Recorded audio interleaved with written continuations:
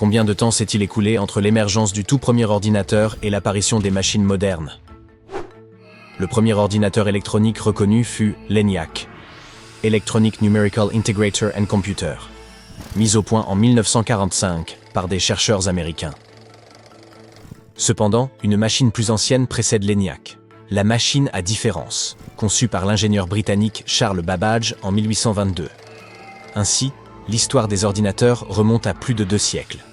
Tel aurait été le point de départ si, au début du XXe siècle, des plongeurs n'avaient donc pas mis au jour un dispositif vieux de plus de 2 millénaires. En 1900, un groupe de plongeurs prospectait la Méditerranée entre la Crète et le Péloponnèse, à la recherche d'éponges. Au lieu de cela, ils mirent au jour des épaves chargées de trésors. Ce fut l'une des découvertes archéologiques majeures de cette époque. Parmi les vestiges gisaient des sculptures grecques en marbre ainsi que divers objets anciens. Les plongeurs repérèrent aussi un étrange bloc de pierre, gros comme un livre, qui termina, comme tout le reste, dans un musée. Quelques mois plus tard, les archéologues entreprirent d'examiner cette pierre et mirent au jour un artefact inattendu, contenant des engrenages de bronze. Cela causa un profond étonnement, car, selon les connaissances établies, un tel mécanisme ne pouvait exister dans la Grèce antique, les techniques de l'époque n'ayant jamais permis un tel degré de complexité. Les chercheurs entamèrent l'étude de cet objet singulier sans parvenir à en comprendre la nature. Baptisé machine denticitaire, il fit l'objet de recherches pendant plus d'1 siècle. Sa grande fragilité compliquait l'analyse. Après avoir reposé des millénaires sous la mer, l'ensemble était gravement endommagé, au point que ses composants internes se désagrégèrent au moindre contact. Au fil des décennies de recherche, l'objet se désintégra en 82 fragments distincts, devenant une énigme pour les chercheurs du monde entier. Ils finirent par comprendre qu'il s'agissait d'une machine à calcul astronomique. L'usage combiné des rayons X, de la tomographie et de la modélisation numérique permit de reconstituer partiellement la structure de ce mécanisme. Ce dispositif complexe comprenait une 30aine d'engrenages en rotation qui mettaient un cadran en mouvement, le tout activé par une simple manivelle. Cet assemblage permettait aux Grecs de suivre les trajectoires de la Lune et du Soleil, de prédire les éclipses et de déterminer la date des Jeux Olympiques. L'ensemble évoque une Silicon Valley avant l'heure, où les esprits les plus brillants de la Grèce antique se seraient unis pour concevoir une entreprise visionnaire.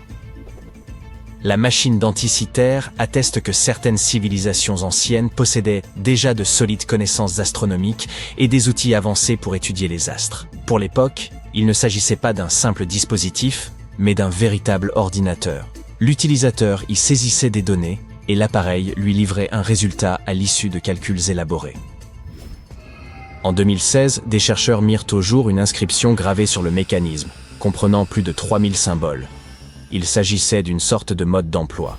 Le texte renfermait des indications sur les teintes des éclipses, les mouvements célestes et divers présages astrologiques, formant ainsi une liste de références des phénomènes associés aux planètes visibles dans le ciel. Les anciens Grecs avaient compris que tous les corps célestes visibles dans le ciel nocturne suivaient des trajectoires similaires, proches du plan orbital de la Terre autour du Soleil. Ne disposant pas des moyens nécessaires pour déterminer ces mouvements avec précision, ils mirent au point le mécanisme denticitaire, conçu en partie pour cette fonction.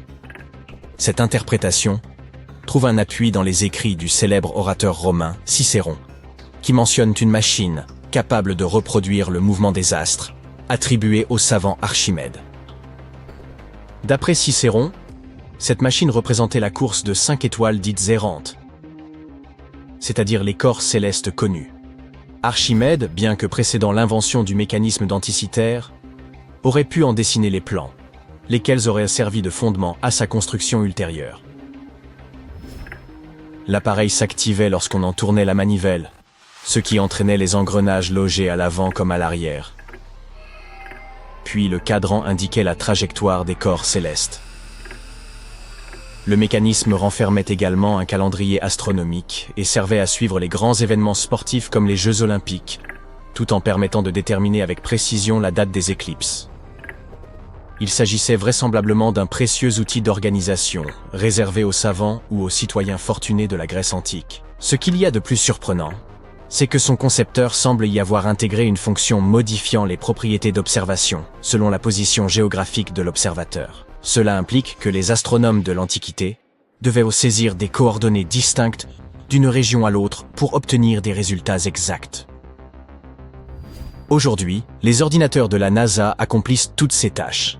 Ces engins sophistiqués valant plusieurs millions reposent sur l'électricité, des circuits, des processeurs et une multitude de composants. Et pourtant, les Grecs avaient atteint des résultats comparables, il y a 2 millénaires, à l'aide de ce petit instrument.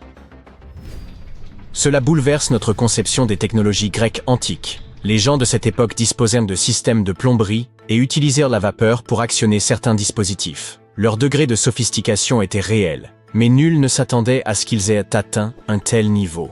Les archéologues croyaient qu'ils utilisaient de vastes engrenages rudimentaires pour faire tourner les moulins. Or, il s'avère désormais qu'ils étaient capables de concevoir des mécanismes miniatures complexes, restés incompris des savants modernes pendant un siècle. Les plongeurs poursuivent l'exploration du fond marin où fut découvert le mécanisme d'Anticythère. Ils ont déjà trouvé d'autres objets comme des clous et un anneau en bronze. Ces fouilles sous-marines sont longues et périlleuses, ce qui retarde considérablement les recherches. Les spécialistes estiment que le mécanisme d'Anticythère n'était probablement pas un exemplaire isolé. Il est possible que les anciens Grecs aient fabriqué d'autres appareils semblables, aujourd'hui soit cachés, soit fondus pour en récupérer le bronze, un métal précieux à l'époque. Lorsque ces ordinateurs astronomiques tombaient en panne, ils étaient souvent recyclés. Certains chercheurs considèrent ce mécanisme comme le prototype ancien de tous nos dispositifs modernes, tels que les téléphones, ordinateurs et tablettes, soulignant ainsi son importance capitale. Par ailleurs, avez-vous déjà entendu parler de l'odomètre? Cet instrument mesure la distance parcourue par un véhicule. S'il est aujourd'hui numérique, il était mécanique à l'origine et fut inventé par les Grecs anciens. Selon certaines sources, Archimède lui-même aurait participé à sa création. Plus tard, les Romains l'ont adopté pour leurs longs voyages, où il servait aussi à faciliter la construction et l'entretien des routes. Les Grecs furent les premiers à chercher à comprendre les principes de la géométrie. Babyloniens et Égyptiens utilisaient la géométrie dans divers aspects de leur vie quotidienne. Pourtant, ce sont les Grecs qui appliquèrent un raisonnement logique pour définir les règles et formules que nous employons encore aujourd'hui. Archimède remarqua ainsi qu'un corps solide, immergé dans l'eau, déplaçait une quantité d'eau équivalente à son volume. Et connaissez-vous le serment d'Hippocrate? Ce texte est récité solennellement par chaque nouveau médecin avant de commencer à exercer. Pour nous, la confidentialité entre patients et médecins, ainsi que le devoir constant du médecin de guérir et sauver des vies, semblent évidents. Pourtant, ces principes ont été établis par Hippocrate, célèbre médecin de la Grèce antique. Outre ce serment renommé, Hippocrate fut l'un des premiers à accomplir une avancée scientifique majeure en médecine. Jadis, les maladies étaient perçues comme des châtiments divins. Mais Hippocrate démontra qu'elles résultaient de causes naturelles, et que le corps humain pouvait réagir différemment à celles-ci. Cette vérité, qui paraît aujourd'hui incontestable, fut découverte par les anciens Grecs dès 460 avant notre ère. Aristote fut pour sa part le premier à affirmer que la Terre était une sphère. Grâce à sa poétique, nous bénéficions aujourd'hui de films, de séries et de spectacles. Les Grecs posèrent les bases du théâtre sous sa forme actuelle, et Aristote rédigea les premières règles dramatiques connues, lesquelles servent encore aux réalisateurs et scénaristes pour captiver leur public. Les auteurs grecs composèrent des œuvres de tout genre, telles que tragédies, satires et comédies. Ces créations ont largement façonné la culture occidentale, ce qui explique pourquoi de nombreux metteurs en scène contemporains aiment remettre en scène ces pièces anciennes. Et cela ne représente qu'une fraction des nombreuses inventions grecques. Ainsi, il ne semble pas illogique qu'ils aient pu concevoir le mécanisme d'Anticythère.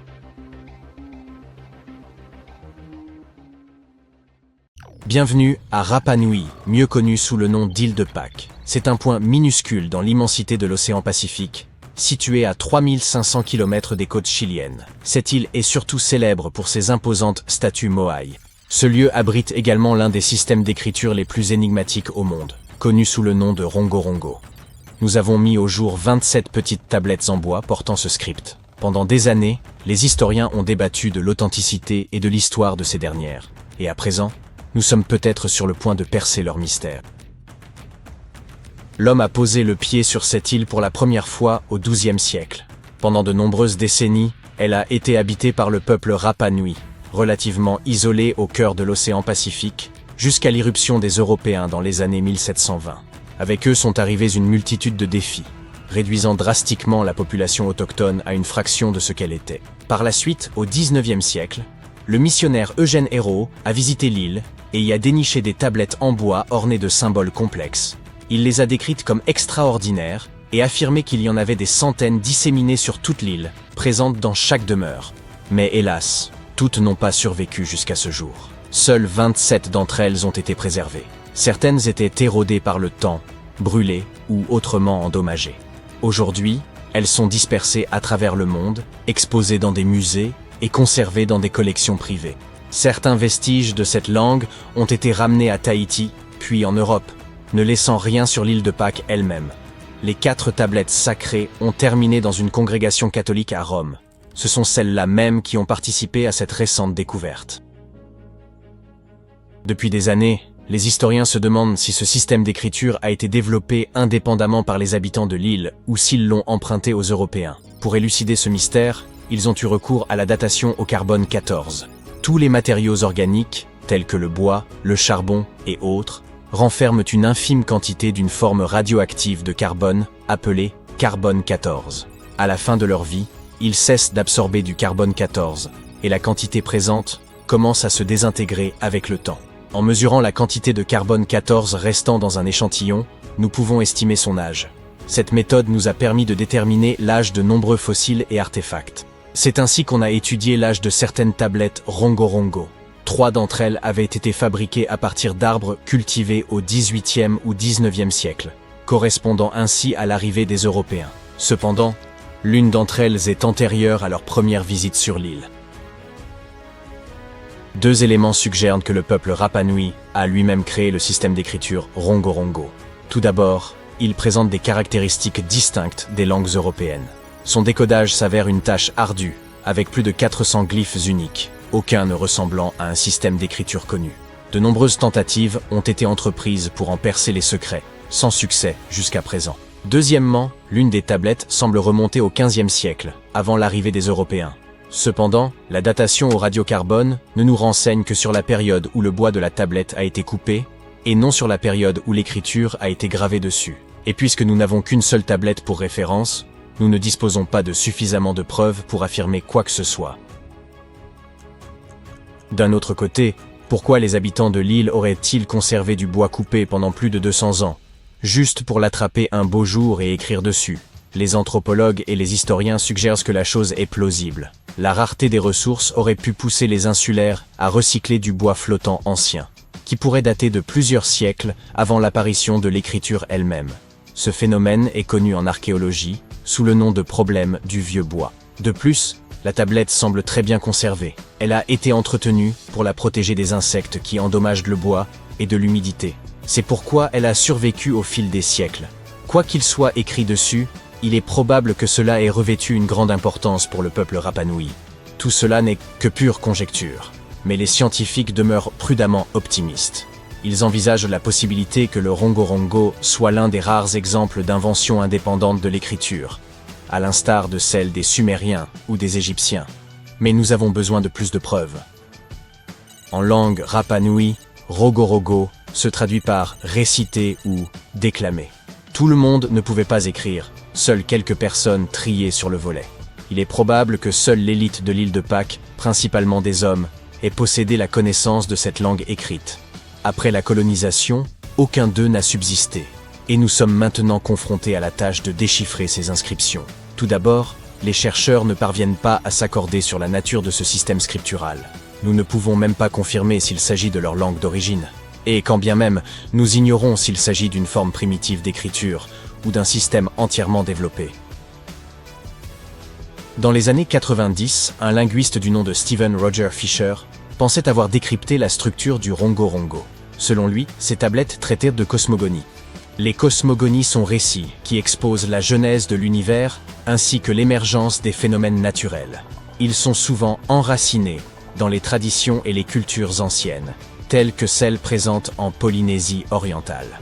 Les tablettes pourraient potentiellement aborder des sujets tels que les origines du monde, la source de toute existence, et la formation des divers éléments de la nature, tels que les étoiles ou les montagnes.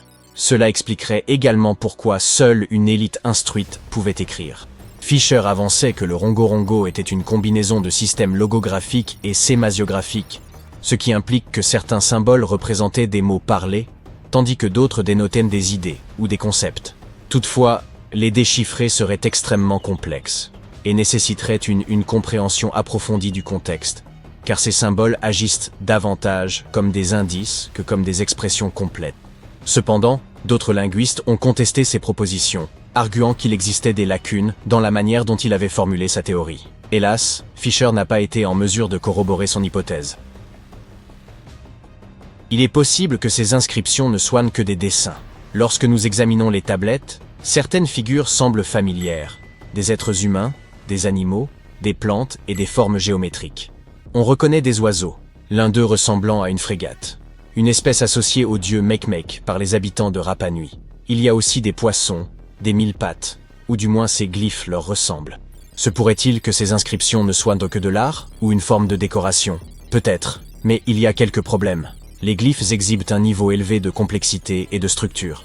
De plus, ils conservent un style cohérent. Par exemple, plusieurs symboles dépeignent ce qui semble être un humain avec une main levée, la seule variation étant les différentes têtes représentées. Comme si ce n'était pas assez compliqué, ce style d'écriture singulier utilise également un système appelé boustrophédon inversé. Cela signifie que chaque ligne alternée est inversée, créant un motif à nul autre pareil. Nous ignorons pourquoi ils opteraient pour cette pratique consistant à retourner la tablette après chaque ligne. Tout cela suggère qu'ils avaient mis en place un système et une organisation derrière ces symboles. De plus, il semble qu'ils utilisaient ces tablettes quotidiennement à des fins pratiques. Mais il y a de l'espoir pour l'avenir. Les progrès technologiques récents, tels que l'IA et d'autres programmes informatiques, pourraient assister notre compréhension des langues anciennes. Nous avons déjà entrepris le développement d'algorithmes qui pourraient nous aider à percer d'autres mystères, comme celui du manuscrit de Voynich. Des universitaires ont même organisé le Vesuvius Challenge, un concours d'apprentissage automatique qui, en 2023, a résolu l'énigme des anciens rouleaux d'Herculanum. Ces rouleaux avaient été ensevelis sous la boue volcanique après l'éruption du mont Vésuve en 79 après JC. En raison de leur extrême fragilité, le déchiffrement de ces rouleaux aurait été une tâche ardue. Mais grâce à la numérisation et à l'apprentissage automatique, cette entreprise est devenue beaucoup plus accessible. Ces rouleaux possèdent une riche histoire. Ils appartenaient probablement à la bibliothèque personnelle d'un philosophe épicurien nommé Philodème. Ils renferment des informations d'une grande valeur sur la philosophie grecque et la littérature latine. Si nous en déchiffrons davantage, nous en apprendrons davantage sur l'histoire foisonnante de l'Empire romain. Bien le bonjour. Que diriez-vous de découvrir quelques artefacts cool et insolites du passé? Eh bien, allons-y. Avez-vous déjà entendu parler des miroirs magiques chinois? Ces miroirs étaient faits de bronze massif et ils avaient deux faces. L'avant était une surface polie brillante, similaire à nos miroirs typiques. C'était l'arrière qui faisait la magie. Lorsqu'une lumière vive frappait le miroir, on avait l'impression qu'il était transparent, et le dessin au dos de celui-ci était projeté sur le mur. L'arrière pouvait avoir différents motifs en fonction de ce que son créateur voulait représenter. Étant donné que le miroir était fait de bronze, personne ne s'attendait à ce que cette illusion d'optique se produise. Ces anciens artefacts remontent au 3e millénaire avant Jésus-Christ. Ils sont devenus populaires en Chine et ont été produits en grand nombre à l'époque. Finalement, leur renommée s'est estompée. Pendant des siècles, la magie de ces miroirs a déconcerté à la fois le public et les érudits. Au XIe siècle, le savant chinois Shen Kuo a décidé d'étudier ces miroirs. Par chance, il en avait 3. Il a été surpris par la capacité du métal à se comporter comme s'il était transparent. Il pensait que certaines techniques de trempe avaient créé des rides à la surface du miroir pour le rendre translucide. Pourtant, ces rides étaient imperceptibles à l'œil humain. Il s'avère qu'il avait raison. De nombreux chercheurs ont essayé de percer le secret des miroirs ouverts au fil des siècles, mais tous sont restés bredouilles. Finalement, en 1932, un certain William Bragg a découvert que Shen Kuo avait vu juste depuis le début au sujet de ces rites de surface imperceptibles. De temps à autre, les gens ouvrent plusieurs onglets dans leur navigateur et arrivent à un point où il n'y a plus de place pour en ouvrir un nouveau. Apparemment, cela se produisait aussi bien avant l'invention des ordinateurs et d'Internet. Voici le navigateur du XVIe siècle. Il s'agit d'une rousse à livres grandeur nature. C'est une sorte d'étagère de bibliothèque rotative, faite sur mesure. Gregory Hayworth, un médiéviste et spécialiste des sciences textuelles, affirme que cet outil avait un système d'engrenage épicycloïdaux. Cela signifie que la roue à livres avait un principe de fonctionnement semblable à celui d'un système planétaire, à savoir que un engrenage tourne autour d'un autre. Les rayons du mécanisme conservent une inclination constante de 45 degrés qui retient les livres en toute sécurité pendant que la grande roue tourne. Auparavant, les gens utilisaient cet outil pour rédiger des encyclopédies et pour recopier des œuvres classiques. Dans ce genre de travail, une personne doit avoir de nombreux livres ouverts en même temps afin de pouvoir consulter facilement des informations provenant de différentes sources. L'ingénieur italien Agostino Ramelli aurait été l'inventeur de cette machine de la Renaissance. Et si je vous disais que des pêcheurs d'éponges en Grèce ont accidentellement retrouvé un ordinateur antique? Ils ont extrait cet artefact d'une épave près de l'île d'Anticythère en 1901. Les scientifiques l'ont baptisé le mécanisme d'Anticythère et le considèrent comme le plus ancien ordinateur mécanique jamais découvert. La machine ressemble à un morceau de bronze, mais elle présente une sorte de mécanisme composé de roues et d'engrenages. Les experts ont donc d'abord supposé qu'il s'agissait d'un outil d'astronomie. Toutefois, grâce à la radiographie, ils ont découvert que l'instrument était bien plus complexe qu'ils ne l'avaient d'abord pensé. L'artefact était destiné à calculer les positions astronomiques, à suivre le cycle de 4 ans des Olympiades, et bien d'autres choses. Il contenait une boîte avec des cadrans sur l'extérieur ainsi qu'un assemblage de roues dentées. On ignore toujours qui a bien pu construire un instrument doté d'un tel niveau de complexité il y a stockés et pourquoi cette technologie a été perdue. Après avoir constaté à quel point l'appareil était sophistiqué, les chercheurs ont bien dû accepter que leur perception de l'ingénierie grecque antique était erronée. Le professeur Michael Edmonds de l'université de Cardiff admet que, sur la base des connaissances veillées à leur disposition, ce mécanisme ne devrait même pas exister. Edmonds affirme que la machine est unique en son genre et que ses calculs astronomiques sont précis. Pour lui, le mécanisme d'Anticythère serait plus précieux que la Joconde. En 1929, des chercheurs travaillant au musée du palais de Topkapi, en Turquie, ont découvert une carte. Elle est devenue célèbre comme étant la plus ancienne carte à représenter les Amériques. Le capitaine Piri Reis a lui-même tracé cette carte détaillée sur une peau de gazelle en 1513. Il a illustré l'Europe, l'Afrique du Nord, la côte du Brésil et plusieurs îles, comme les Açores et les îles Canaries. Le plus excitant est qu'il a créé cette carte seulement 21 ans après que Colomb ait posé le pied sur le Nouveau Monde. Enfin, il était nouveau pour lui.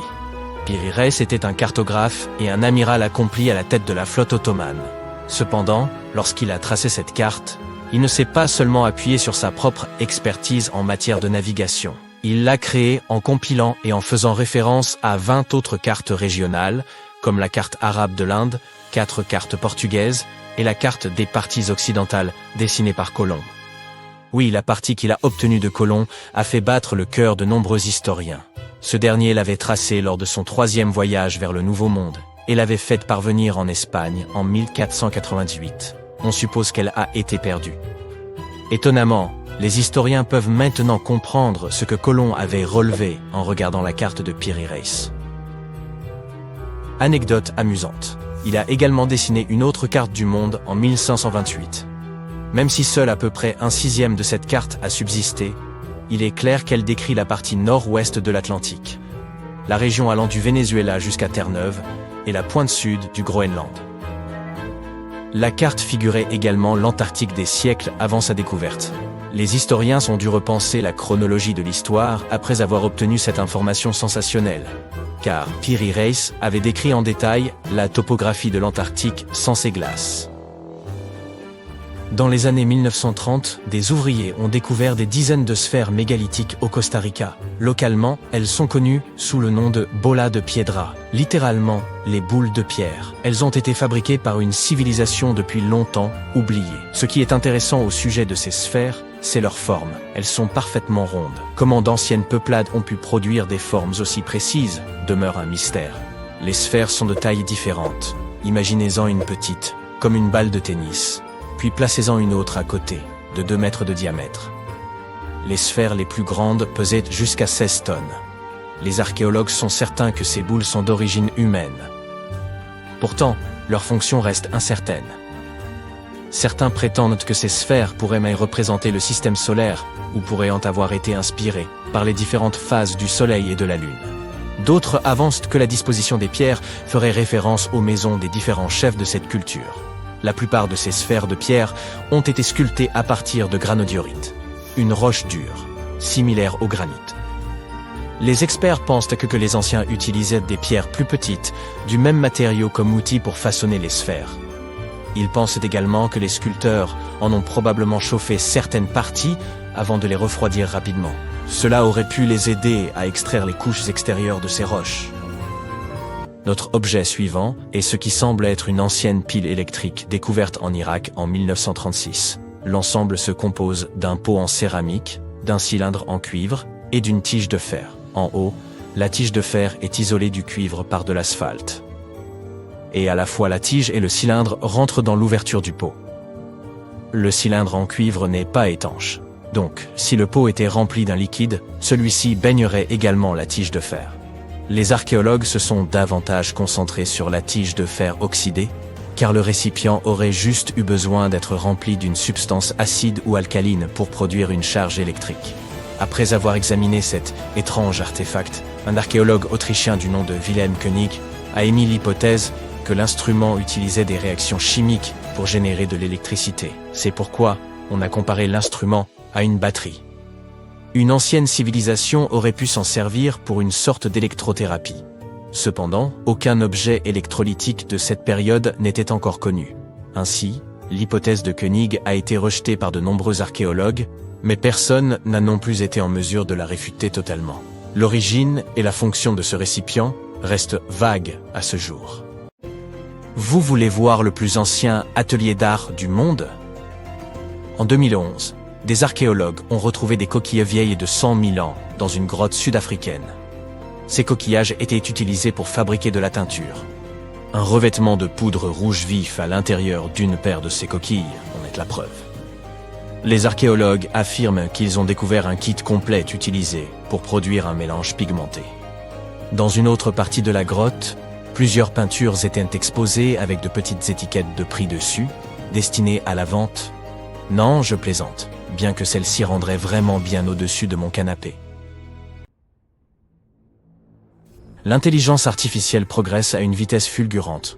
Prenez ChatGPT 4, par exemple. Il peut déjà réussir l'examen du barreau pour les avocats, et même des examens de médecine complexes. En attendant, Kim Kardashian a dû passer l'examen du barreau 3 fois avant de finalement réussir à la 4e tentative. Et ce n'est pas un si mauvais résultat. Mais à mesure que l'IA devient plus intelligente, nous ne pouvons nous empêcher de nous demander que se passerait-il lorsqu'elle deviendra consciente. Peut-être l'est-elle déjà, et nous ne le savons tout simplement pas. Nous traitons déjà les modèles linguistiques de façon conviviale en raison de leur ressemblance avec l'être humain. Par exemple, avez-vous remarqué que vous disiez « s'il vous plaît » et « merci à ChatGPT » ? Tout comme nous ne pouvons pas nous résoudre à être impolis envers les PNJ dans les jeux vidéo, nous ne pouvons pas nous empêcher de ressentir de l'empathie envers ces machines. Et tout cela n'est qu'un tas de code informatique qui fait son travail. Alors imaginez simplement ce qui se passerait s'il devenait réellement conscient. Une situation comme celle-ci soulèverait d'énormes problèmes d'éthique, de sécurité et de société. Pour éviter une catastrophe, nous devons comprendre beaucoup de choses. Tout d'abord, qu'est-ce que la conscience ? La réponse la plus simple est probablement ce sentiment lorsque vous êtes éveillé et conscient, et que tout a du sens. Nous la voyons comme un état dans lequel notre esprit est empli de couleurs, de formes, d'émotions et de pensées. C'est pourquoi vous n'êtes pas conscient lorsque vous êtes sous anesthésie ou plongé dans un rêve profond. Les gens pensent souvent que les grands modèles linguistiques comme ChatGPT pourraient être conscients parce qu'ils sont très intelligents. Mais ce n'est pas le cas. La conscience n'est pas la même chose que l'intelligence. L'intelligence signifie simplement être très bon pour résoudre et comprendre des problèmes complexes. En termes simples, si vous prenez un parapluie quand il pleut, vous êtes intelligent. Mais si vous décidez de rester sous la pluie pour la sentir, la vivre, et réfléchir à toutes les associations possibles avec celle-ci, alors vous êtes probablement conscient. Deuxièmement, d'où cette conscience provient-elle? Ici, nous avons deux options. Option 1. La conscience provient du cerveau. C'est simple, notre esprit, ou ce qui fait de nous ce que nous sommes, est juste un produit du cerveau. Cela signifierait que nous sommes un peu comme des machines biochimiques. Notre code informatique serait alors notre ADN. Option 2. La conscience est quelque chose de plus profond que cela. Peut-être que l'esprit est séparé du corps et qu'il y a un élément spirituel en lui. Maintenant, si la perspective du cerveau est la bonne, alors l'IA pourrait aussi être consciente. C'est pourquoi certains pensent qu'à mesure que les machines deviennent plus intelligentes, elles deviendront soudainement conscientes, comme une ampoule qui s'allume. Ce n'est pas aussi simple cependant. En réalité, peu importe à quel point les outils d'IA deviennent bons pour résoudre des problèmes, cela ne les rendra pas soudainement conscients de leur existence. C'est comme supposer que quiconque est bon en mathématiques serait aussi un excellent cuisinier. Toutefois, cela signifierait que l'IA peut devenir consciente si nous rendons la machine suffisamment complexe. Nous devons trouver ce qui fonctionne exactement dans nos propres cerveaux, puis le reproduire. Bien sûr, cela demanderait beaucoup de temps et d'énergie, mais c'est théoriquement possible. Mais si la perspective de l'âme est correcte, alors rendre l'IA consciente pourrait être très difficile, voire impossible. Cela revient à dire que les machines pourraient avoir besoin de ce « je ne sais quoi » pour devenir conscientes. Et le troisième facteur est que nul d'autre que vous n'est en mesure de dire si vous êtes réellement conscient ou non. Alors, si nous avons déjà l'impression que ChatGPT est assez semblable à un humain, imaginez ce qui pourrait se passer à l'avenir. Et si l'IA devenait si douée pour nous imiter que nous commencions à croire qu'elle est consciente, alors même qu'elle ne l'est pas, il serait très difficile pour nous de faire la différence. Par exemple, Google a créé un assistant virtuel très prometteur, baptisé LaMDA. Mais plus tard, en 2021, un ingénieur de la compagnie a fait grand bruit à ce sujet. Il prétendait que son IA était réellement capable de penser et de ressentir des émotions.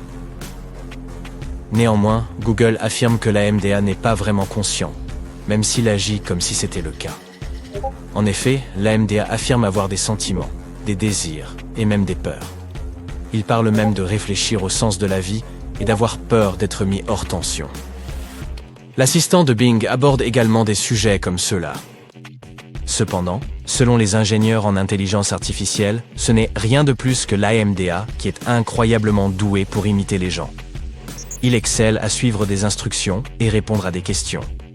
Mais au fond, ce modèle linguistique n'est rien de plus qu'un perroquet très intelligent. Il dit des choses sans les comprendre. Il n'a pas ce que certains philosophes appellent des qualia, les sensations intérieures qui font de nous des êtres conscients. Toute cette situation est la source de nombreux problèmes. Les scientifiques doivent à présent déterminer comment tester la conscience de soi. Par exemple, si une intelligence artificielle nous demande de la croire sur parole lorsqu'elle affirme être consciente, devons-nous simplement l'accepter ? Eh bien, un groupe de neurologues et d'informaticiens s'est associé à des philosophes pour élaborer un plan. Au lieu d'un seul test magique, ils ont créé une liste de vérification avec de nombreux éléments. Toutes ces choses réunies pourraient suggérer qu'une IA est véritablement consciente. Ils ont testé leur liste sur des modèles de langage comme ChatGPT, Bing et d'autres. Aucun d'entre eux ne semblait correspondre aux critères. Ils recherchent maintenant comment tester d'autres créatures comme les organoïdes, les animaux et même les nouveau-nés. Dans tous les cas, ces études prendront très nombreuses années. Et ce serait un peu gênant si l'IA prenait accidentellement conscience pendant que nous essayons de démêler ce débat. Elle commencerait à se comprendre elle-même. Elle pourrait percevoir son existence, ses actions et sa place dans le monde. Les machines pourraient commencer à se demander quel est leur but. De plus, avec la conscience vient le potentiel pour les émotions. L'IA pourrait développer de l'empathie et une intelligence émotionnelle. Vous souvenez-vous du monstre de Frankenstein? Le problème n'était pas qu'il ait pris vie, c'était qu'il puisse ressentir des choses. Et même si nous trouvons un moyen de coexister pacifiquement, nous aurions maintenant une responsabilité morale de prendre soin de ces machines. Nous devrions déterminer quel droit leur accorder, si nous avons le droit de les éteindre, et bien plus encore. Ce qui serait assez difficile, étant donné que les humains ne parviennent même pas à instaurer la paix entre eux. Et espérons que l'IA décide d'être pacifique. Parce que si elle décide qu'elle ne nous aime pas tant que ça, cela pourrait vite tourner au vinaigre.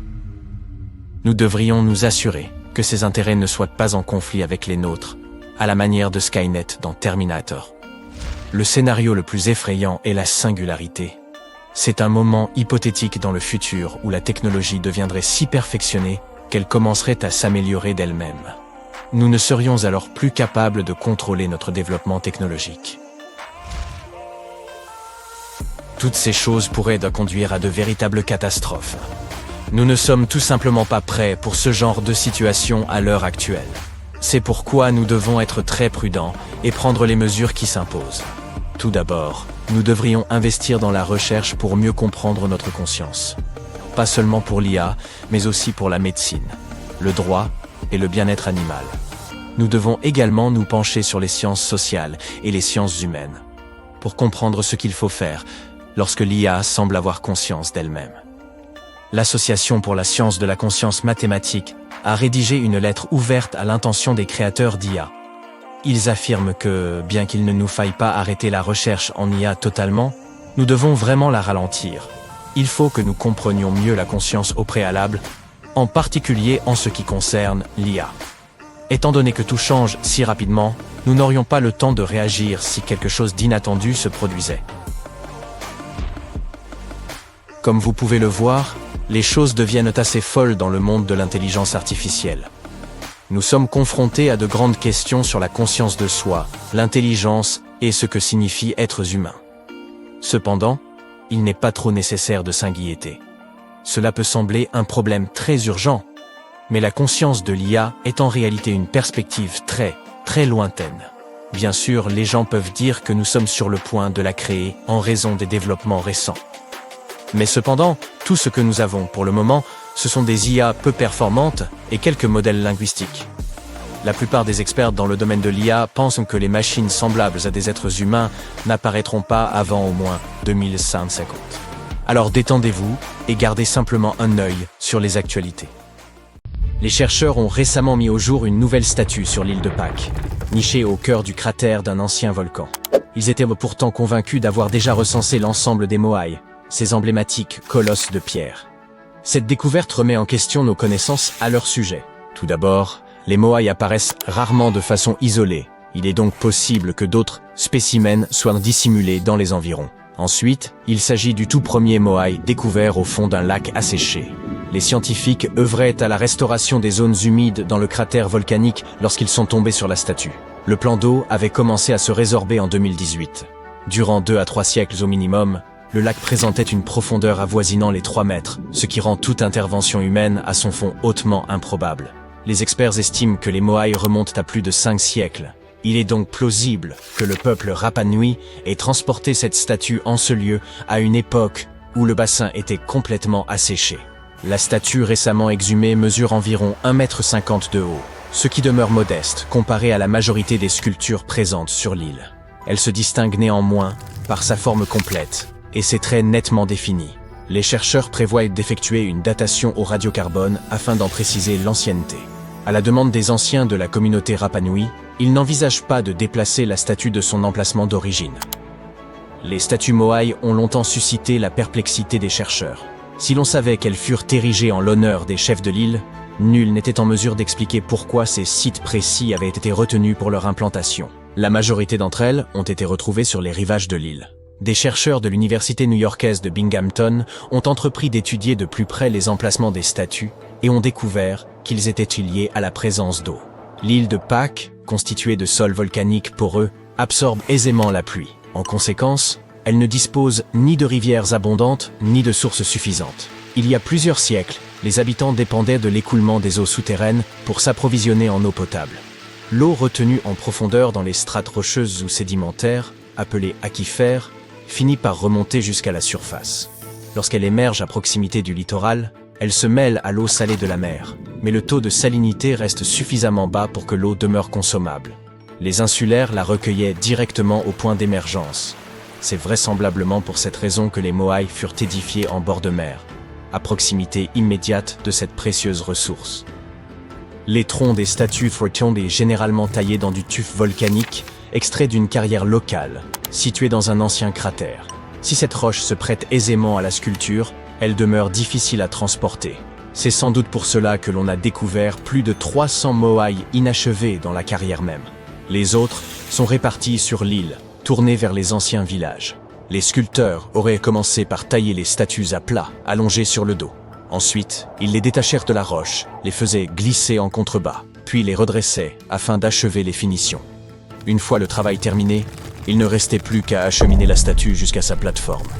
Il s'agissait alors de transporter, sans véhicule ni technologie moderne, des statues pesant près de la moitié du poids d'une maison de plain pied, sur une distance de 5 km. Les insulaires ont dû mettre au point un procédé de transport inédit. Des chercheurs ont tenté de le reproduire, en charriant des répliques de Moai sur des traîneaux de bois. On a supposé que des palmiers avaient pu être employés à cette fin, mais cette hypothèse a été écartée.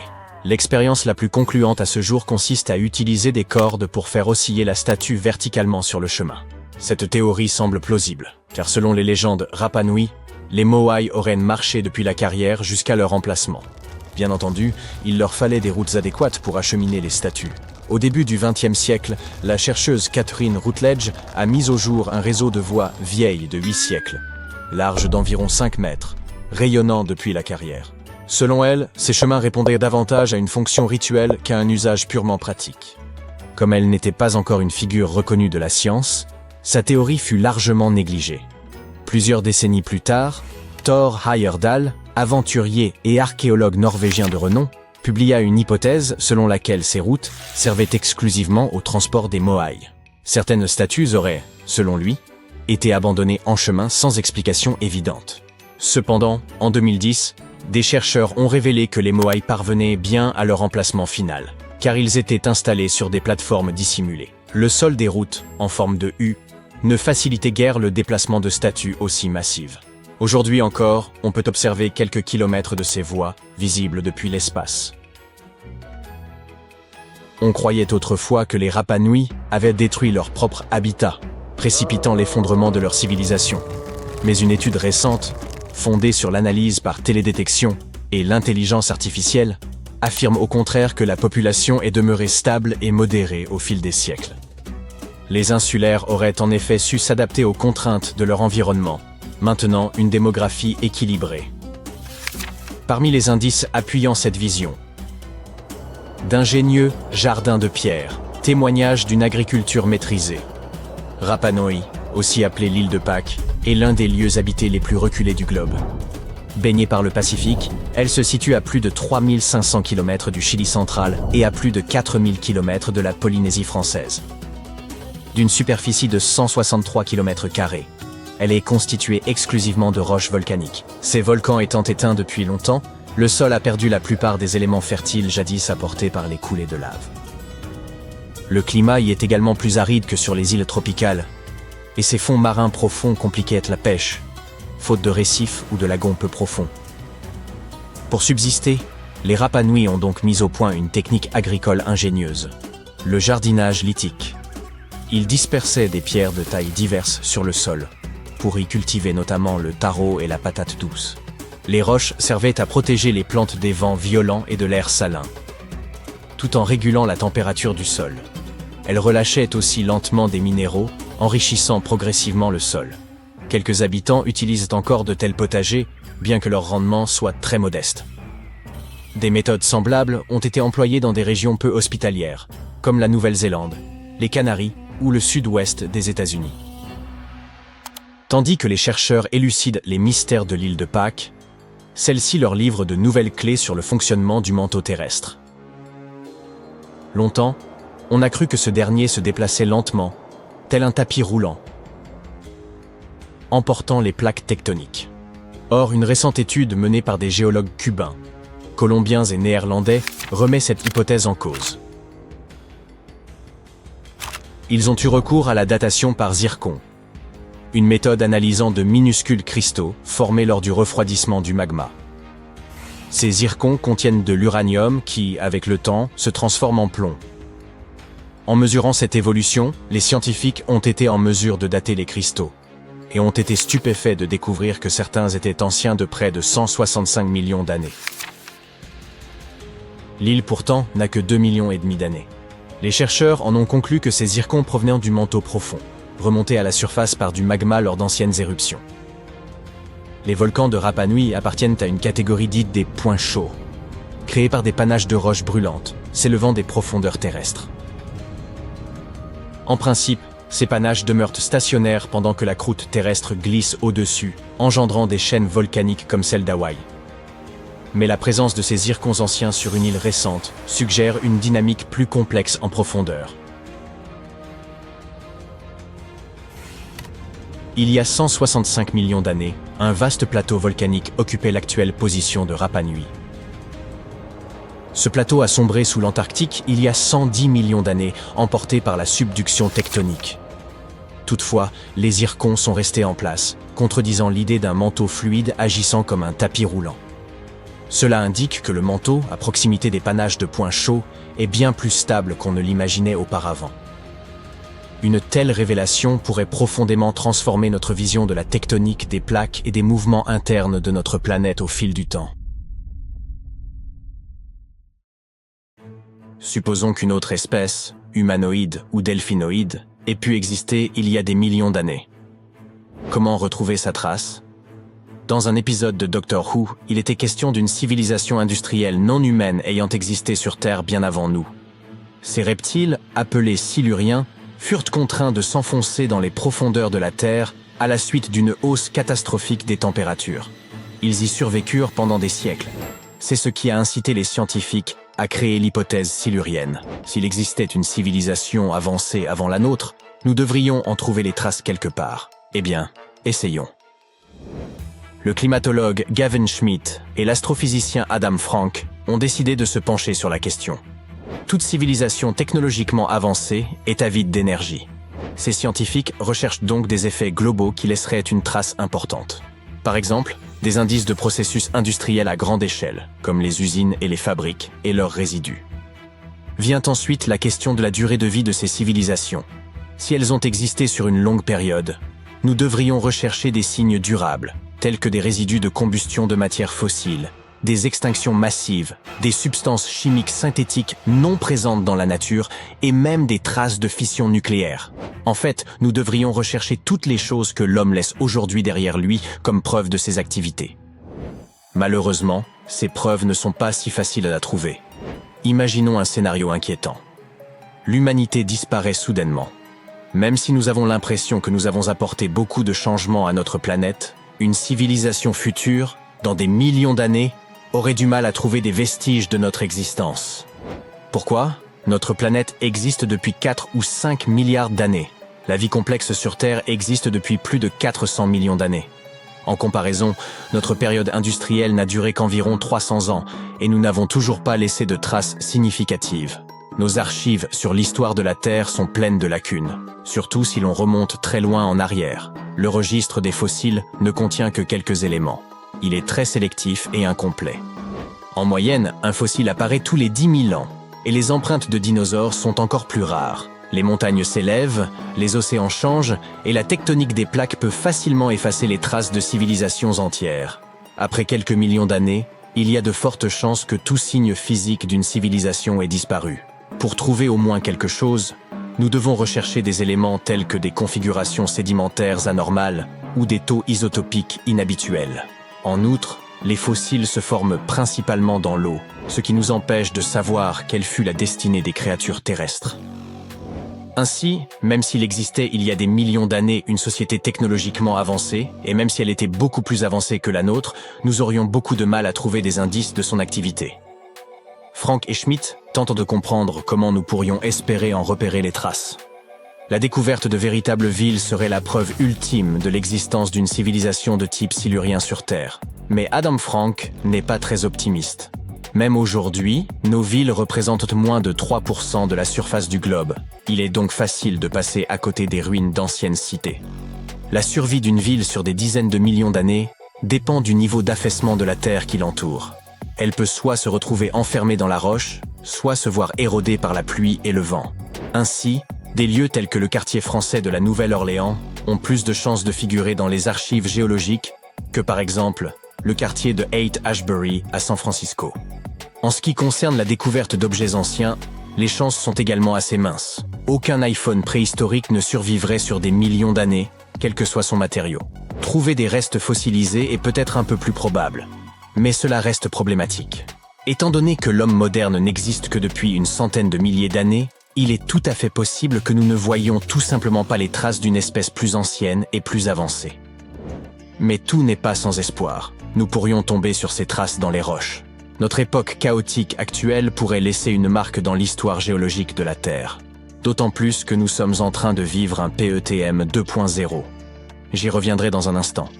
Les chercheurs s'efforcent donc d'étudier les changements dans le cycle du carbone. Depuis le XVIIIe siècle, l'activité humaine génère une grande quantité de carbone fossile. Il en résulte une marque particulière dans le rapport isotopique du carbone, une sorte de signature qui montre la différence entre le carbone présent dans les êtres vivants, tels que les coquillages, et le carbone présent dans les roches volcaniques sans vie. Les scientifiques cherchent également à identifier des indices dans la disposition des sédiments. La présence de grands deltas côtiers peut signifier que des rivières artificielles furent autrefois creusées par les habitants d'une civilisation hypothétique. Des traces d'azote peuvent suggérer une agriculture à grande échelle, où l'on utilisait beaucoup d'engrais. Des pics de concentration de métaux dans les sédiments pourraient révéler la présence de rejets provenant d'industries lourdes. Bien entendu, une seule découverte de ce type ne nous apprendrait rien. Selon M. Schmitt, il convient de rechercher plusieurs signes à la fois. En l'absence d'artefacts incontestables, le caractère unique d'un événement ne peut être démontré que par une variété d'indices, et non pas par une série de changements liés à une cause unique. Dans leur quête d'indices de type silurien, les scientifiques ont même décidé d'examiner la Lune. Certains astronomes s'étonnent que personne ne se soit penché sur la question auparavant. Ils ont même plaisanté sur la possibilité que des dinosaures ayant pu construire des fusées et laisser des traces sur la Lune ou d'autres corps célestes. Ces astronomes pensent que les planètes semblables à la Terre ont tendance à effacer les traces de civilisation à leur surface. Ils explorent donc l'idée saugrenue que ces êtres hypothétiques y ont pu voyager dans l'espace. Dans ce cas, des vestiges de leur technologie, appelée technosignature, pourraient en se trouver non seulement sur notre Lune, mais aussi sur des astéroïdes, ou même enfouis sur Mars. Là, ils pourraient perdurer pendant des millions, voire des milliards d'années.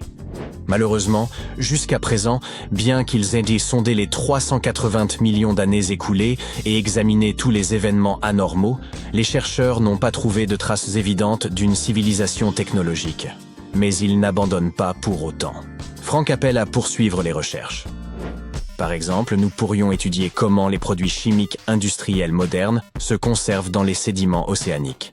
Cela pourrait nous aider à identifier des traces chimiques similaires dans l'histoire de la Terre.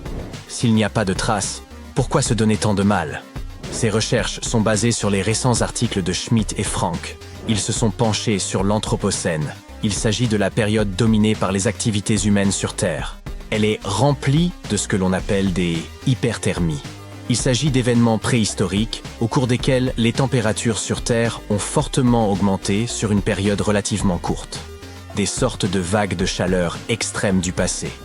Le maximum thermique du passage Paléocène-Éocène, ou PETM, en est un bon exemple. Ce phénomène, qui s'est produit il y a environ 55 millions d'années, s'est traduit par une hausse rapide des températures mondiales. En l'espace de 200 000 ans, la température moyenne sur Terre est passée d'environ -12,8 à -10 degrés Celsius. Nous étudions ces hyperthermies pour comprendre comment elles se sont produites, qu'elles soient dues à des causes naturelles ou à des activités humaines. Et elles sont donc à l'origine des recherches de Frank et Schmitt. Pour les étudier, les scientifiques ont commencé à examiner les signaux chimiques et leurs différentes traces présentes dans les roches. Ce faisant, Schmitt et Frank ont découvert d'étranges parallèles entre tous les problèmes climatiques actuels et les périodes passées de changements rapides de température. Il existe une grande similitude entre le PETM et d'autres événements hyperthermiques. Tous ces travaux ne visent donc pas seulement à résoudre un mystère historique. Comprendre notre impact sur l'environnement peut nous aider à trouver de meilleurs moyens de vivre en harmonie avec la planète et d'éviter de disparaître en tant qu'espèce. Notre Voie lactée regorge de planètes qui pourraient être propices à la vie. Mais nous ne savons pas s'il existe d'autres civilisations. La Terre est le seul endroit que nous connaissons où vivent des êtres vivants. Il y a environ 200 ans, on se demandait s'il n'y avait pas une civilisation sur Mars. À l'époque, c'était une vraie question. Mais une fois que nos sondes spatiales nous ont envoyé des photos, nous avons constaté qu'il n'y avait aucune preuve de l'existence d'une civilisation extraterrestre, et nous sommes un peu passés à autre chose. Aujourd'hui, cette question n'est même plus considérée comme un sujet scientifique sérieux. Elle est même un peu ridicule. Mais personne n'a encore fixé de limite. Vous vous rendez en Espagne avec une équipe d'archéologues, dans l'espoir de mettre au jour d'antiques artefacts. Par chance, vous découvrez l'un des plus grands trésors de l'âge du bronze ibérique. Cette appellation désigne les cultures de cette époque en Espagne et au Portugal. Parmi les objets exhumés figurent des monnaies, des bijoux, des vases, ainsi que 2 pièces singulières. L'une évoque un fragment de sceptre, l'autre ressemble à un bracelet. Leur étrangeté? Elles semblent liées à l'espace. En 1963, à quelques kilomètres de la ville de Villena, en Espagne, des scientifiques mirent au jour le trésor de Villena, l'un des plus importants dépôts d'or de l'âge du bronze. Fait curieux, existe-t-il des trésors de bronze datant de l'âge d'or? Qu'importe.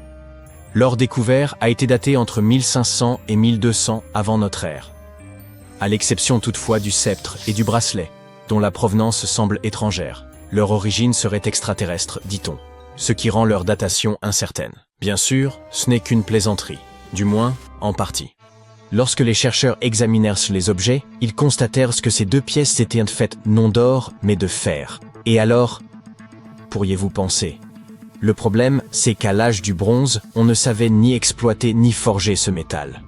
La maîtrise du fer n'est apparue qu'environ 4 à 7 siècles plus tard, vers 850 avant notre ère. Alors, comment expliquer leur existence? Un indice troublant de ce mystère a été découvert en Égypte ancienne. Dans la tombe de Toutankhamon reposait un poignard en fer, présentant des caractéristiques semblables. Mais cet objet était bien plus précieux que les autres, car il avait été fabriqué à partir d'un matériau céleste, une météorite.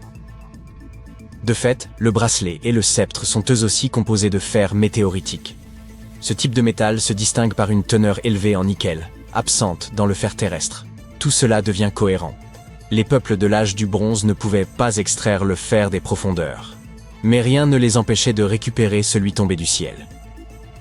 Imaginez l'émotion de posséder des bijoux ou une dague confectionnée à partir d'un matériau ayant voyagé durant des millions d'années dans les immensités de l'espace. Peut-être renferme-t-il même des particules d'une étoile ancienne aujourd'hui éteinte.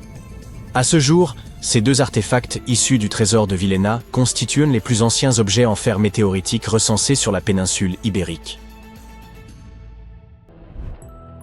Maintenant que chaque pièce est à sa place, vous pouvez admirer l'ensemble des richesses composant le trésor de Villena. Ce dernier comprend 66 objets, bols, bracelets, flacons, bijoux en or, 3 flacons d'argent ainsi qu'un bouton en or ambré. Près de 10 kilos d'or ancien soigneusement dissimulé, dont la découverte ne fut possible qu'après 3 millénaires.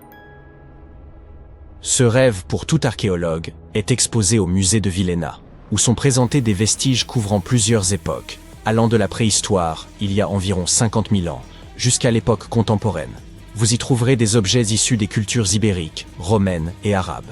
On y observe non seulement bijoux et monnaies, mais aussi les vestiges de colonnes, céramiques et autres artefacts architecturaux. Cette collection figure parmi les plus importantes en matière de trésors préhistoriques en Europe. Et le plus remarquable est que l'accès à cet ensemble exceptionnel ne coûte que 2 € environ. Rendez-vous à Villena, découvrez donc ce musée, et imprégnez-vous de son histoire. Hé l'ami, on m'a dit que vous possédiez un détecteur de métaux. Pourriez-vous m'aider à retrouver ce marteau que j'ai perdu dans mon champ? Vous demande un vieux fermier. Vous prenez votre appareil et entamez les recherches. Mais au lieu d'un marteau, vous déterrez des centaines, voire des milliers de pièces d'argent estimées à environ 2 millions d'euros. Vous vous réjouissez que le fermier ait égaré son marteau, car vous voilà riche. Mais stop, sachant que ce terrain lui appartient, lui révéleriez-vous votre trouvaille ou la garderiez-vous pour vous? En réalité, aucune de ces éventualités ne s'est produite. En 1992, Eric Lowes aidait un agriculteur à retrouver un marteau perdu dans un champ proche de Oxon, dans le Suffolk en Angleterre. Son détecteur de métaux révéla un trésor caché d'une ampleur considérable. Cuillères en argent, bijoux en or, plus de 500 pièces d'or et quelques 14 000 pièces d'argent. Par hasard, Eric Lowes mit au jour la plus vaste collection d'or et d'argent de la fin de l'époque romaine, jamais découverte en Grande-Bretagne. Hélas, ou par chance peut-être, ni lui ni l'agriculteur ne reçurent la moindre part de ce trésor, désormais conservé au British Museum. Quittons à présent le champ de ce fermier pour rejoindre la côte méditerranéenne. Imaginez que vous soyez plongeur sous-marin. Après une violente tempête la veille, l'eau est désormais calme, et vous vous immergez pour découvrir un fond marin recouvert de dinars en or. Ce fait s'est produit en 2015. Ces pièces, charriées sur la rive par la tempête, pourraient avoir été frappées bien avant le début de la première croisade en 1096. Cette collection figure parmi les découvertes archéologiques les plus remarquables à l'échelle mondiale. De telles richesses peuvent aisément troubler l'esprit de leurs découvreurs, mais elles finissent toujours dans un musée. Et c'est une bonne chose, car une fortune de cette ampleur pourrait aisément rendre fou. Un détecteur de métaux et une combinaison de plongée ont permis la découverte de trésors anciens. Mais quelle sera la prochaine étape? Pourquoi pas un chien? En effet, cet animal pourrait bien être un excellent substitut au détecteur de métaux. Ainsi, en 2013, 2 personnes promenaient leurs chiens sur leur propriété, dans le nord de la Californie, lorsqu'ils tombèrent sur une boîte rouillée remplie de pièces datées de 1847 à 1894. Près de 1500 pièces d'or se trouvèrent à l'intérieur. Le ticket pour un avenir riche et insouciant? Pas cette fois. La découverte suscita une vive controverse parmi les experts. Une théorie avançait que ces pièces auraient été volées à la monnaie des États-Unis. Toutefois, celle-ci démentit fermement cette hypothèse, affirmant n'avoir jamais possédé un tel or dans ses réserves. Reste à comprendre pourquoi quelqu'un aurait pris le risque de dissimuler un tel trésor dans la propriété d'un tiers. Un voleur a risqué sa liberté, peut-être même sa vie, pour s'enrichir. Une fois son but atteint, il se contenta de cacher le magot, comme s'il n'avait jamais existé. Une affaire pour le moins étrange. Monnaie, bijoux, objets provenant de météorites, tout cela est remarquable. Mais achevons cette vidéo avec un récit grandiose. Des archéologues, engagés dans des recherches au large des côtes égyptiennes, découvrirent un trésor insoupçonné au sein d'un temple et d'un sanctuaire submergé. Malgré l'assaut des vagues, les tremblements de terre et l'eau salée, cette découverte majeure avait été maintenue dans un état remarquable. Ce temple, édifié il y a plusieurs siècles, s'effondra au milieu du second siècle avant notre ère. Il s'agissait d'une structure capitale de l'Égypte ancienne, considérée comme sacrée par la population. Les pharaons s'y rendaient pour implorer l'aide de leurs dieux et afin de sacraliser leur règne au moyen de titres grandioses, tels que roi de l'univers. Pour beaucoup, ce lieu représentait le cœur même de notre monde, et il repose désormais, oublié, au fond de la mer, presque en ruine. Le temps ne fait grâce à rien.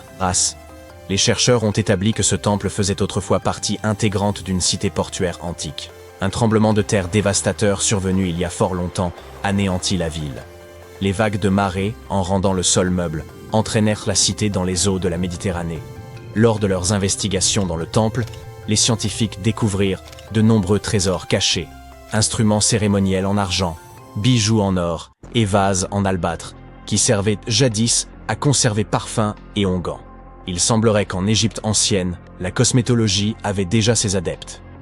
À proximité du temple, les archéologues mirent au jour un sanctuaire grec. Il semble que les marchands grecs visitant les côtes égyptiennes souhaitaient rendre hommage à Aphrodite, et pour cela bâtirent un modeste édifice en son honneur. Dans ce lieu furent exhumés des objets en bronze et en céramique issus de diverses cultures. Les chercheurs ont également découvert que les Grecs jouissaient de l'autorisation de commercer dans cette cité égyptienne et pouvaient même y établir leur résidence. Les pharaons, vers 600 avant notre ère, se montraient apparemment favorables à leur égard. L'archéologie est indéniablement passionnante. Mais que feriez-vous si vous découvriez un trésor ancien? Avant de répondre, il conviendrait de vous informer sur la législation en vigueur dans votre pays concernant ce type de découverte. As-tu déjà entendu parler de Göbekli Tepe? C'est un site ancien en Turquie qui a littéralement fait réécrire les livres d'histoire par les historiens. Il y a plus de 11 000 ans, un groupe d'hommes préhistoriques a créé ce chef-d'œuvre énigmatique qui serait même plus ancien que Stonehenge. Avant sa découverte, les archéologues croyaient que les gens ne connaissaient pas encore le fer et n'étaient pas bien doués pour faire de la poterie. Ils étaient convaincus que la vie sédentaire n'avait émergé qu'avec le besoin d'agriculture. Mais Göbekli Tepe a déjoué cette croyance. Ce lieu a révélé que c'était le temple qui avait ouvert la voie à une vie sédentaire et non pas un mode de vie agraire. Jusqu'à cette découverte, les chercheurs pensaient que c'était l'agriculture qui avait été le catalyseur de la vie sédentaire. Voici le professeur Schmidt, l'homme dont les découvertes ont bouleversé cette théorie. Il a réussi à prouver que des communautés de chasseurs-cueilleurs avaient posé les toutes premières fondations de ce mode de vie. Retour dans les années 60, d'autres archéologues ont visité la région, mais ils ont totalement manqué le coche. En arpentant la région, ils sont tombés sur une colline, où étaient dispersées quelques dalles de calcaire, et en ont conclu qu'il s'agissait simplement d'un ancien cimetière datant du Moyen Âge. Ils étaient à loin de se douter qu'il y avait tant à découvrir. En 1994, Schmidt s'est lancé dans sa propre enquête sur les sites préhistoriques de la région. Et surprise, il a immédiatement réalisé qu'il avait découvert quelque chose d'extraordinairement unique. Contrairement aux plateaux plats et stériles voisins, Göbekli Tepe présentait un sommet doucement arrondi, s'élevant à 15 mètres au-dessus du paysage environnant. De façon plutôt comique, la traduction du nom de cet endroit est « la colline Ventru ». Schmidt était sûr que seuls des humains auraient pu créer une chose pareille. Ces morceaux de calcaire brisés qui étaient pris à tort pour des pierres tombales se sont avérés être bien plus passionnants. C'était comme tomber sur un trésor caché. Les fragments ont pris un tout nouveau sens, et Schmidt, avec son équipe, se sont apprêtés à plonger dans les secrets cachés sous la surface. À leur grande surprise, ils n'ont trouvé aucune trace d'habitation. Pas de foyer pour cuisiner, pas de maison, et aucun de ces adorables bibelots d'argile communément trouvés dans des sites voisins du même âge. Cependant, ils ont découvert que ces peuples anciens employaient déjà des outils, comme des marteaux en pierre. Schmidt et son équipe ont donc réfléchi ensemble et se sont livrés à une estimation audacieuse de l'âge des structures en pierre de Göbekli Tepe. Leur estimation a été confirmée par quelques datations au carbone effectuées sur place. L'aspect si ancien de ce lieu commençait enfin à avoir du sens. C'était comme un puzzle qui s'assemblait lentement. On pourrait penser qu'à l'époque, les gens n'avaient pas d'outils dédiés à la création de quelque chose d'aussi impressionnant que Göbekli Tepe. C'est faux. Il s'avère que ces hommes préhistoriques utilisaient des outils en silex au lieu de burins en métal sophistiqué. Ils étaient également doués pour tailler le calcaire plus doux et créer des piliers sur place. Ensuite, ils charriaient les piliers sur une courte distance jusqu'au sommet et les plaçaient verticalement. Une fois que les anneaux de pierre étaient terminés, on les couvrait de couches de terre. Avec le temps, on ajoutait de nouveaux anneaux, et voilà. Ça nous donne une colline épatante pour impressionner les gens dans le futur. Au cours de leur première année de fouilles, l'équipe a retrouvé près de 15 000 fragments d'ossements provenant de créatures sauvages. Les autochtones n'avaient pas d'animaux domestiques et ne cultivaient pas leur propre nourriture. Ils chassaient des bêtes sauvages pour leur repas. Mais les choses étaient sur le point de changer, car l'endroit présentait tout ce dont ils avaient besoin pour commencer à se livrer à l'agriculture.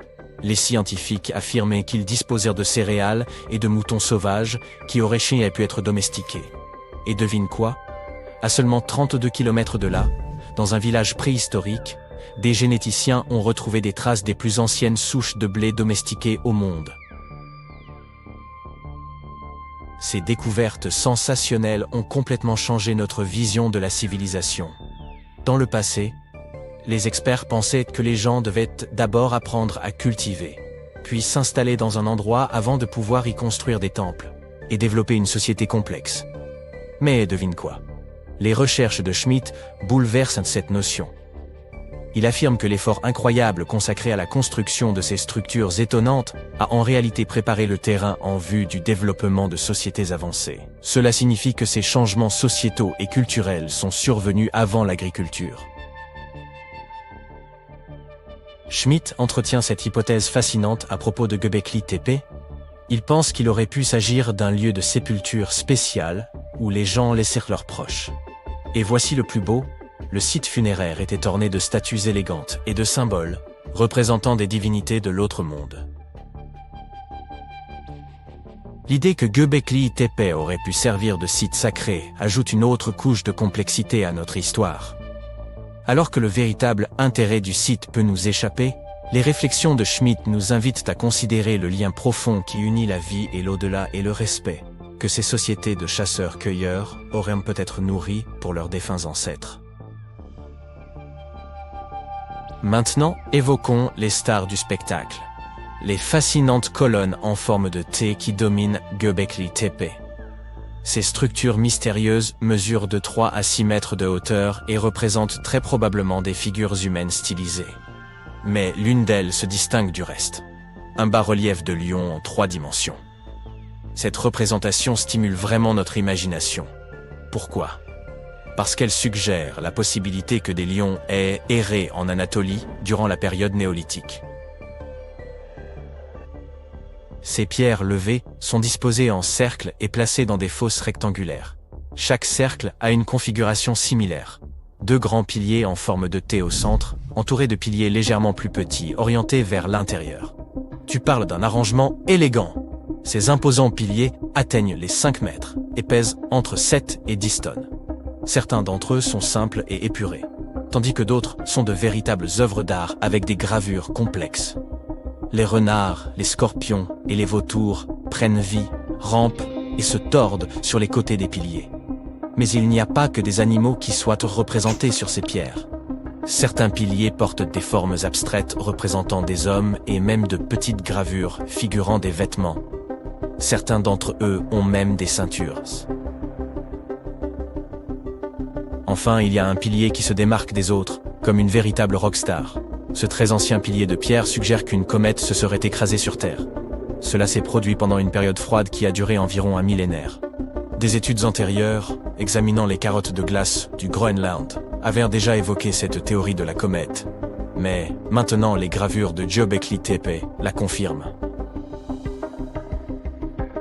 Les gravures de ces piliers sont comme une bande dessinée historique. Elles montrent même une figure humaine sans tête. Les chercheurs ont traité ces images par ordinateur et ont découvert leur lien avec les constellations, ce qui indique que ce temple aurait pu être un ancien observatoire. C'est comme si nos ancêtres essayaient de documenter cet événement cataclysmique de leur manière unique. Les archéologues fouillent et analysent Göbekli Tepe depuis le milieu des années 90, révélant couche après couche d'histoire et nous fournissant une compréhension plus profonde des relations complexes qui régissaient les premières sociétés. Et ils n'ont aucune intention de s'arrêter pour les 150 années à venir. Qui sait ce qu'on trouvera encore ? Car vois-tu, Göbekli Tepe a été uniquement considéré comme un site rituel, sans signe d'activité domestique. On nous a laissé croire que l'absence d'eau signifiait qu'il ne pouvait pas supporter de communautés semi-sédentaires. Mais les chercheurs pensent qu'il est temps de secouer les choses et d'approcher Göbekli Tepe avec un regard neuf. Il pourrait être bénéfique de remettre en question ce que nous croyions auparavant et d'utiliser de nouvelles preuves et différentes façons de penser. Ainsi, il pourrait y avoir un groupe de personnes vivantes dans cette région qui ne restaient pas au même endroit tout le temps. Ils se déplaçaient un peu mais avaient tout de même une culture propre, vivant dans la région de manière semi-sédentaire. Göbekli Tepe n'est pas seulement l'emplacement d'un temple unique, mais aussi d'une incroyable collection de plus de 20 structures anciennes. À mesure que les archéologues sondent les profondeurs de cette merveille, ils en comprennent la disposition unique, avec 2 points focaux proéminents au cœur de chaque fondation, complétés par des structures plus petites et des murs de partage. Ce qui était encore plus fou, c'est que l'on compte également plus de 200 obélisques dans les parages.